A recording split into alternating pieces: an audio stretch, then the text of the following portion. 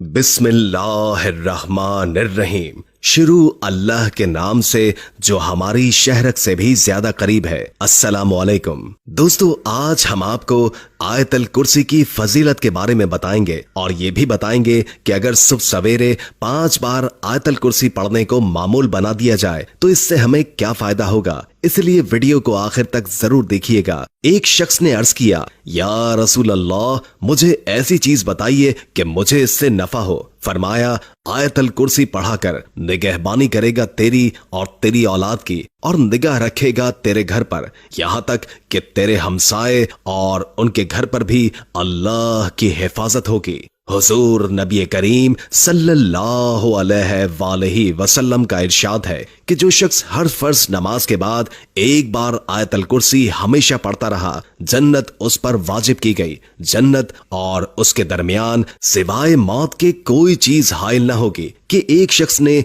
नबी करीम सल्लल्लाहु अलैहि वसल्लम से अर्ज किया, या रसूल अल्लाह, मेरे घर में खैर व बरकत नहीं। आपने इरशाद फरमाया कि तुम आयतल कुर्सी क्यों नहीं पढ़ते। आयतल कुर्सी के बारे में एक और कई अहादीस मुबारका भी हैं, जिनसे जाहिर होता है कि इसमें कई खवास और बरकत हैं। हजरत अबू हुरैरा रज़ियल्लाहु ताला अन्हु फरमाते हैं कि नबी करीम सल्लल्लाहु अलैहि वसल्लम ने सदका फित्र की हिफाजत का काम मेरे सुपर्द फरमाया। एक रात आने वाला आया और गला भरने लगा। मैंने उसको पकड़ लिया और उससे कहा कि मैं तुझे नबी करीम सल्लल्लाहु अलैहि वसल्लम की खिदमत अक़दस में पेश करूंगा। तो वो कहने लगा, मैं मोहताज और अय्यालदार हूँ, सख्त जरूरतमंद हूँ। चुनाचे मैंने उसे छोड़ दिया। जब सुबह हुई तो नबी करीम सल्लल्लाहु अलैहि वसल्लम ने फरमाया कि अबू हुरैरा, तुम्हारे रात के कैदी का क्या हुआ। मैंने अर्ज किया, या रसूल अल्लाह,